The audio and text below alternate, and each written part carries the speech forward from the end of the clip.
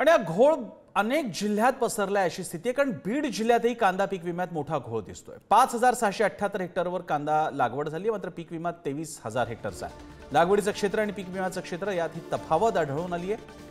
कृषी विभाग आणि पीक विमा कंपन्या संयुक्त पाहणी करणार आहेत। बोगस अर्ज करणाऱ्यांविरोधात तपासणी करून कारवाई करा अशी आता मागणी होत आहे। प्रशासनाकडून जिल्हाधिकाऱ्यांना कारवाईचे आदेश देण्यात आले।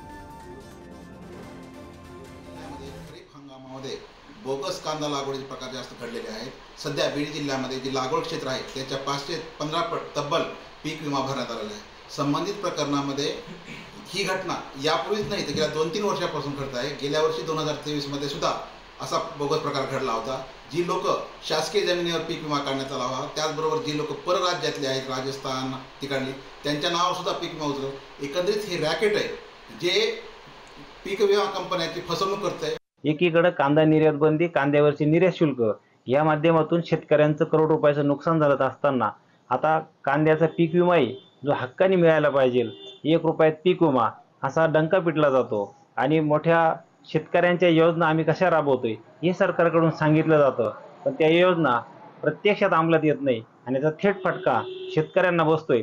हे तत्काळ थांबवावे आणि पीक विम्याची जी योजना आहे ती कांद्याचे पीक त्याच्यात समाविष्ट करावे अशी मागणी कांदा संघटनेकडून करण्यात येत आहे।